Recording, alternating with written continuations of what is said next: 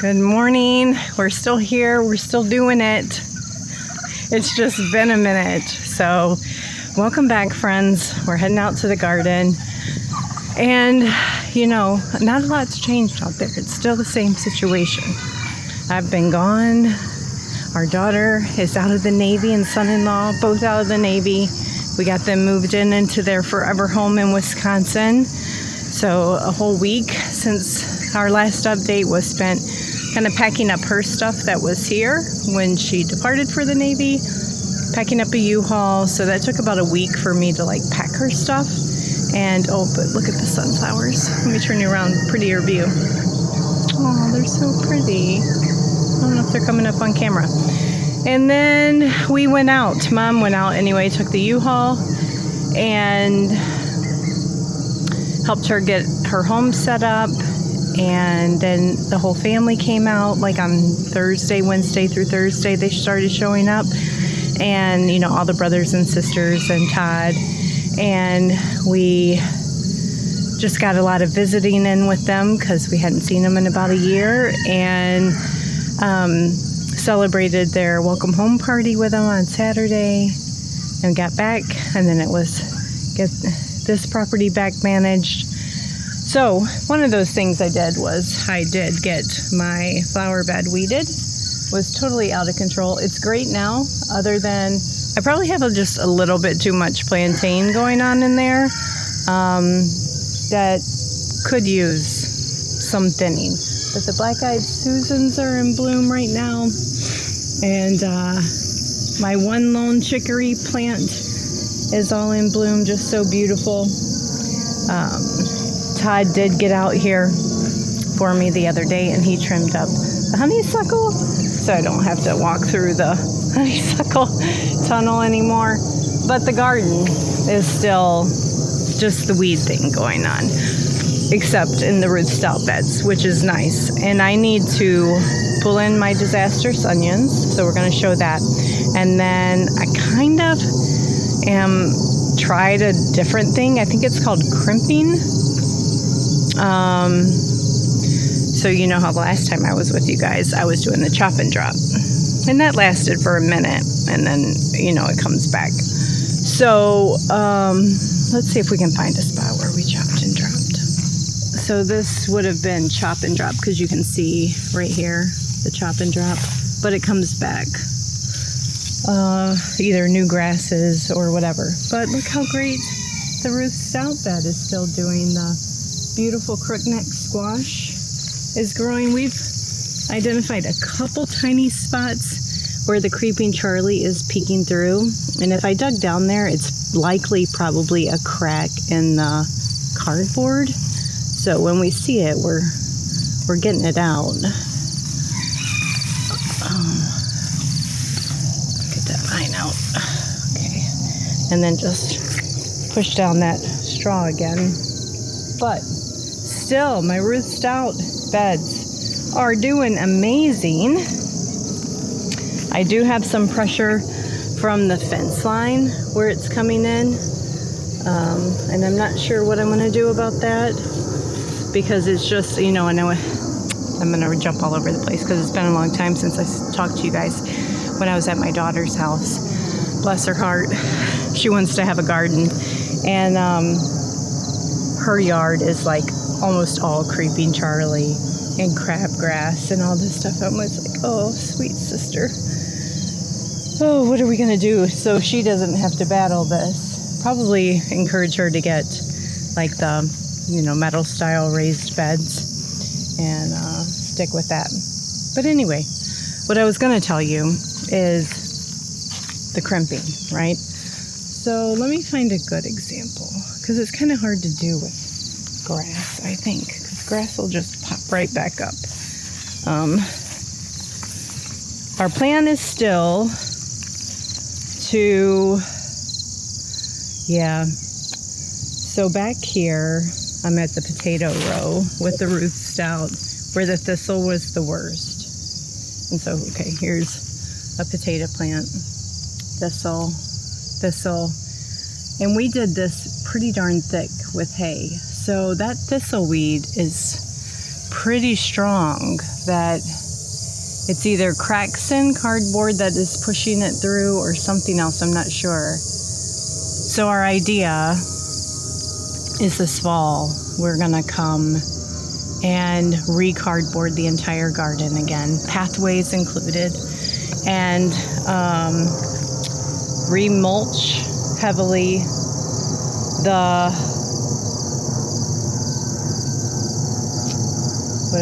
re-mulch heavily with the hay, the growing beds, and the pathways with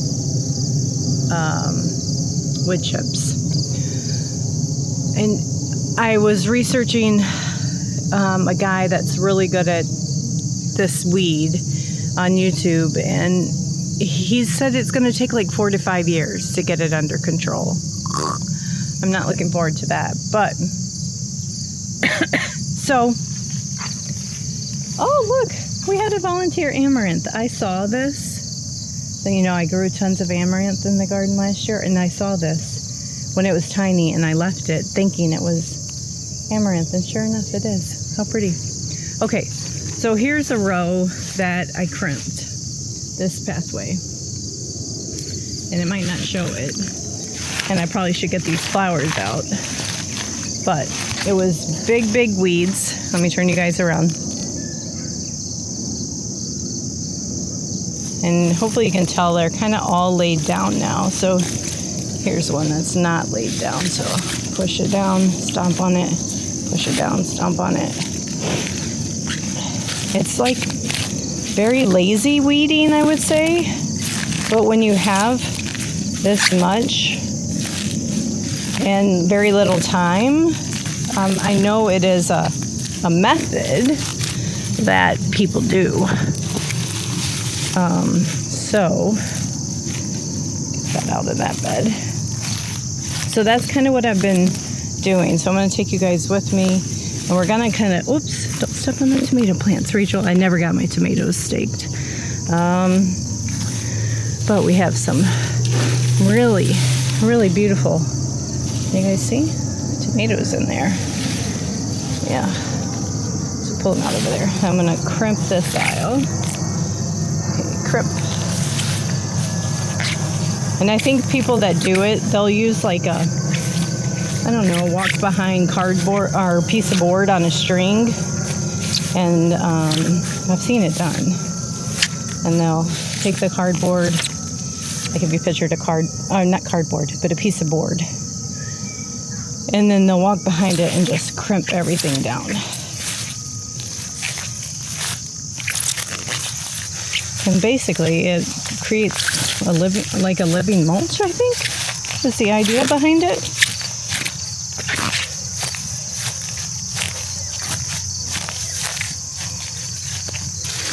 Or my other idea was, does it then allow me to get in here with the mower and mow it down short in the fall, so that peppers are doing great. Sorry, I'm rambling, but look at them. Oh, where are you? Peppers are doing so good. I've already pulled in lots of jalapenos, and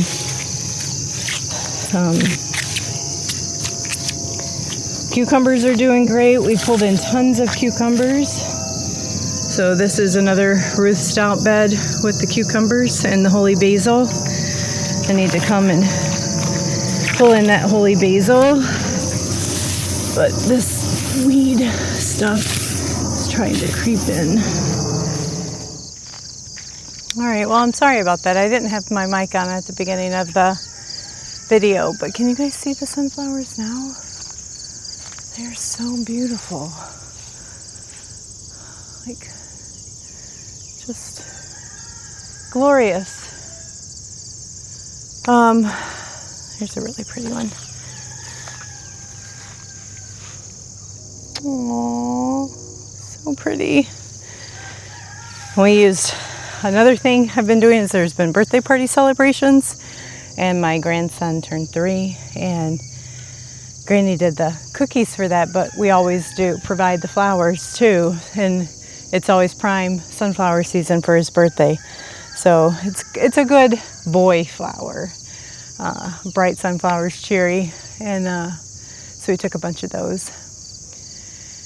Okay, but remember the before? So you couldn't even like it was, you know, chest high after. So not bad. You can like walk on it. And that's the whole idea. Like research crimping in case it's something that you're dealing with, like I am with the terrible battle of the weeds. And the benefits of it. I wish I had researched it before I came out so I could share with you guys more. But it's a process used to, I think, cover crops, most importantly. Like if you had planted a cover crop over the fall, spring, then you would go through, crimp that cover crop down, and it basically kills off the cover crop, and then you can plant. So, yeah, interesting. What did I tell you guys I'm doing though? Oh, okay. So, lots of cherry tomatoes I could be out here picking. Let me just pull up a bunch because I feel like I've not gotten to share with you guys any of the garden progress, but I come out here usually every dinner and pick, you know, a couple handfuls, and we make a salad out of the cherry tomatoes. The beefsteak tomatoes, so this is a Cherokee purple here, they're just starting to blush. We've eaten quite a few Romas, and like I said, harvested a ton of basil. I'm looking now to see if there's any cucumbers that need to be picked, because when I got home from vacation, the cucumbers were like those big pig eaters. That's what I call them. They're not good for much of nothing except toss them to the pigs. But I tried something. So if you are like me and you like the cucumber tomato salad, those big ones are worth it. So I just peeled it, scraped out the insides, and then like diced the, I'd say chunked the cucumber that was edible left. And no one would have been the wiser that it was just, you don't want to eat. The peel gets extra bitter when they get that old. Oh, I see a zucchini that needs to be picked. I had some gargantuan zucchinis. What do we do with the zucchini? This week we made the zucchini fritters. So the grandson that I watch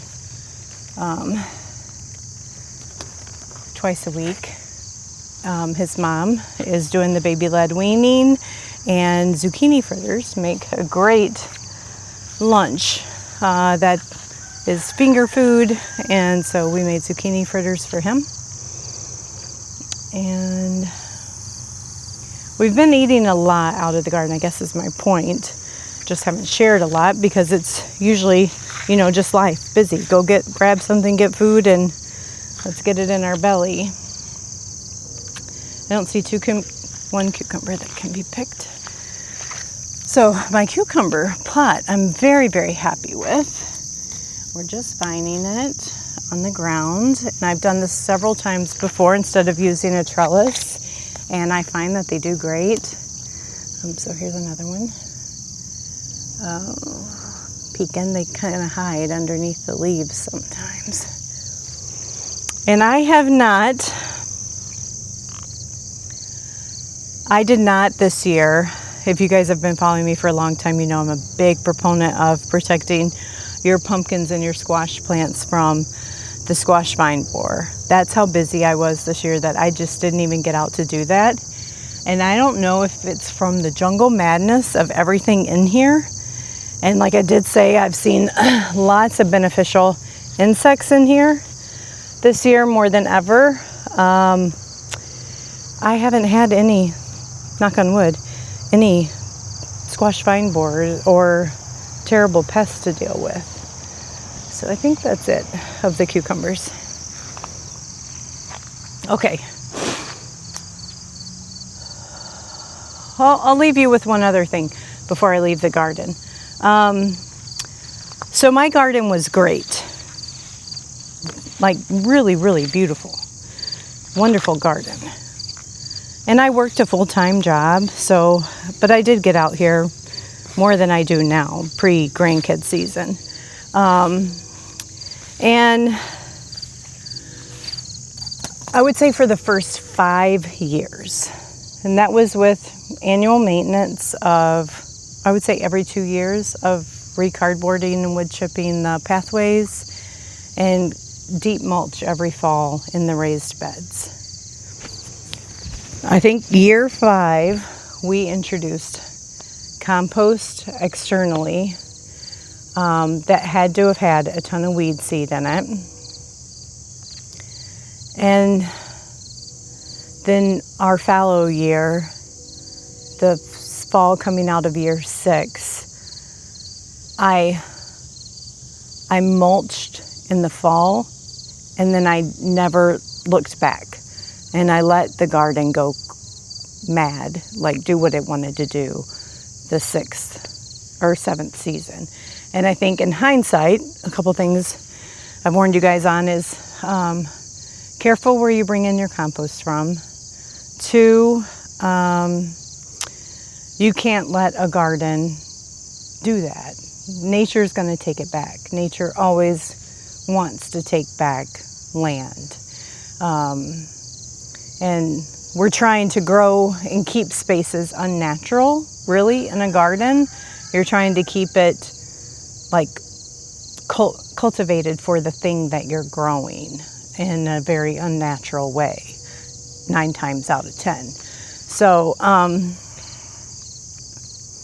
meaning that it's not native to your land. So tomatoes aren't growing like weeds here, right? They're not a native plant that's going to naturally occur in southeast Michigan. So I'm trying to keep things in a way that's not natural to be able to grow food. And that's why we have to work really hard at gardening. So I would say when you first established a virgin garden, it's going to do good for you for as long as you maintain it for a good long while. But you have to maintain it. And so the thoughts that are going through my head, that have already been going through my head for probably the last year and a half, is do I need yet a smaller garden space, a footprint that's smaller?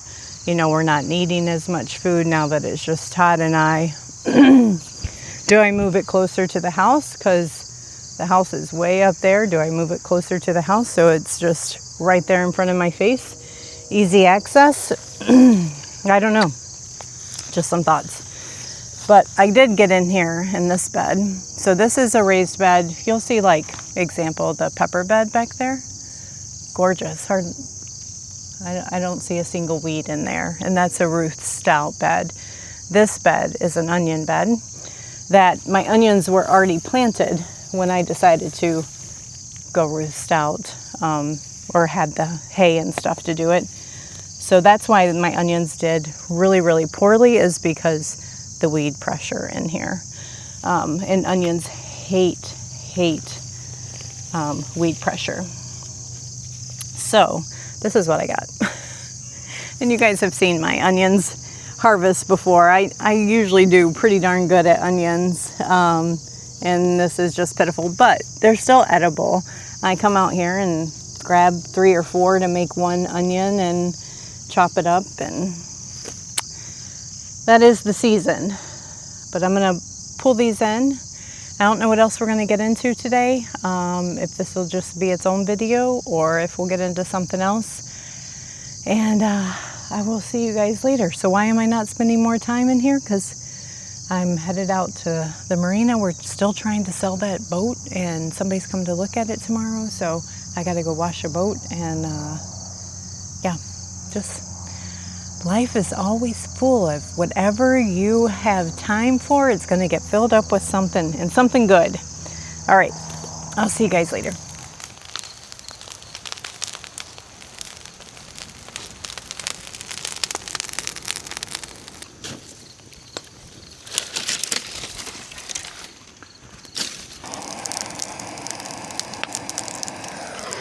We had a great rain yesterday, much needed rain. Everything's good and wet, so it's the perfect time to burn down the brush pile. If you see back behind there, I also got the tractor out. I got the grapple out.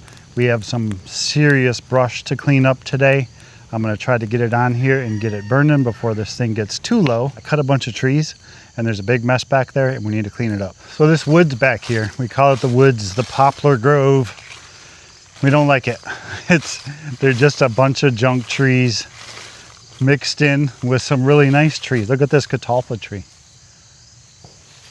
Beautiful. There's some really great maples in here. We got an estimate from a company to come in here and clear all these poplar trees for us and turn them into wood chips and just leave the wood chips where they lie. Keep all the good trees that we wanted to keep. And they wanted to charge us $10,000. Not cool. I have chainsaws, I have energy, I have the ability to do it. Hauling all of this brush to the burn pile, however, I don't have any interest in doing that. So we bought the grapple. I think it's been about a year that we've had it now. 10, 15, 20 hours I think I put on this thing. And I love it. It's been a savior for projects like this when you have trees and brush and stuff like that to manage on your homestead. So what I've done, 2 months ago, I cut down trees and I piled them up into piles like this. I cut them basically into 6 to 7 foot lengths and I pile it up. And then cut down more trees and make another pile. Cut down more trees, make another pile. So we're gonna haul all these today over to the burn pile, get them burning, show you the forest, kind of how it's turning out because it looks amazing. And I really want to get back into working on it now that things are starting to get cooler. I'm wearing a long sleeve shirt today. 70 degrees. Cloudy, windy. Let's get to work.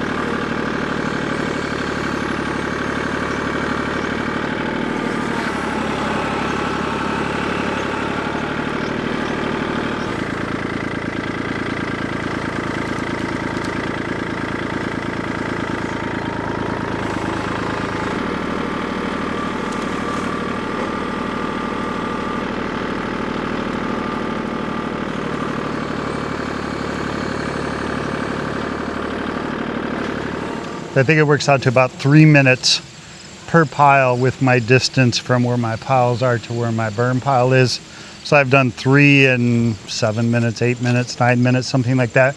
This side of the woods, I have, I think, 8 piles altogether. If I didn't say, I cut down 57 trees so far, is what we did.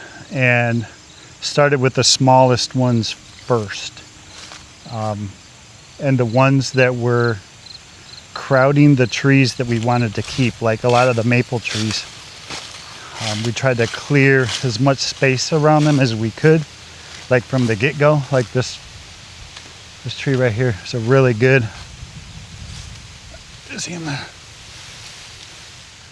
Really good maple tree. And on this side, I think I have 1, 2, 3, 4, 5, 6, 7, 8, 9, maybe 12 or 13 piles on this side, but the weeds are starting to grow into them. It's making it a little bit of a challenge to get all the pieces in one scoop.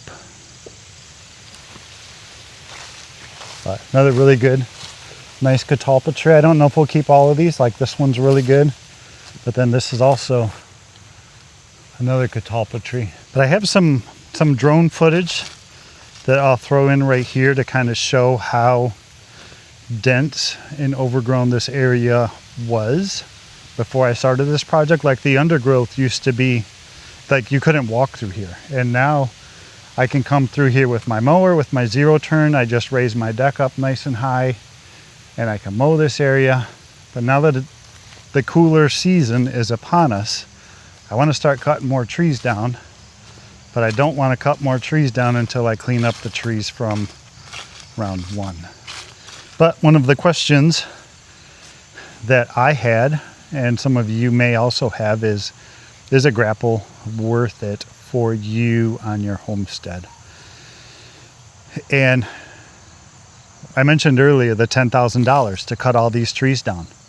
And it's probably going to take me a while, but I don't have any interest in paying $10,000 to cut down any of these trees. I'd rather spend a couple $1,000s for a grapple for my tractor that I can use to get rid of all of these trees, and have it for other projects as well, like the back fence row of our property way back there. We want to clear all that someday. That's going to be a huge undertaking. Or pay another $10,000 to have that thing cleaned. So I think if you have a homestead, if you're on a homestead and you have a lot of trees, roots, brush, things like that that you need to move around, by far absolutely worth it. It's money up front, it's an investment up front, but over the long haul, I think it's going to save you money. If you're the kind of person who's not afraid to bust out your chainsaw and do some work and sweat and do something yourself instead of paying somebody else to do it, by far, absolutely. You live out in the plains, you have a homestead, you don't have any trees on your property, probably not. So that's my thought on it. Again, Catawba Attachments, highly recommend them. I will put a link to their website. If you need anything, check them out. I'll put their phone number too. If you call and for whatever reason you're having any kind of issue, just ask for Cody. He's the owner's son. He'll help you out. And not that I'm expecting you're going to have any issues, but all great people. They should hook you up and take good care of you. I'm going to get back to work, keep filming. Hopefully my brush pile is still going. Yep, it's still going. Oh, do you guys I have been hunting all summer.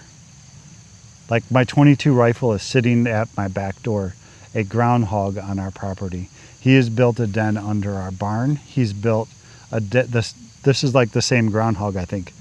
He had a den in our fire pit, one in our barn, at least 2 under our garden shed, one in our brush pile, one under the wood pile. The thing is just everywhere. And the second I open a door to go out to dispatch this thing, he runs.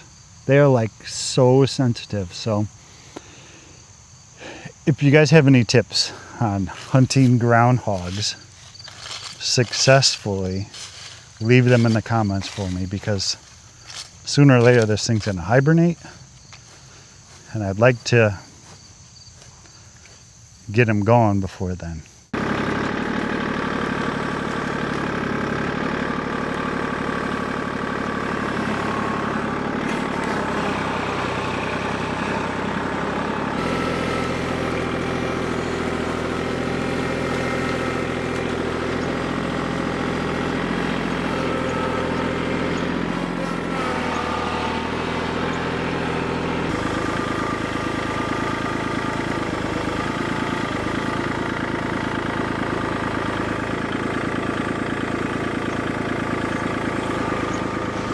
Surprisingly, I can haul the brush piles to the burn pile faster than they can burn.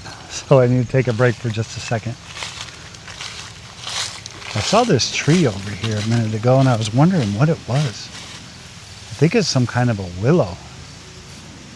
It almost looks like one of those curly willows. But yeah, there's a good willow hidden in there. Willows we've kept, maples we've kept. In fact, we have we flagged them all with like flagging tape, so that if we do any of this work in the winter when the leaves aren't on the trees, we still know what's what. But we kept maples, oaks, willows, and catalpas were all the ones that we kept and flagged as keepers. I was really surprised to see, like, fall is really coming, guys. If you're a beekeeper, you will know what this is. Goldenrod. This is like the final harvest. Fill the larder before winter for the bees is when the goldenrod blooms. It's not always the best tasting honey. Some people say they kind of taste like dirty socks. But it's honey. It's good for eating. You could don't want to eat it, you can always make some mead. Yeah,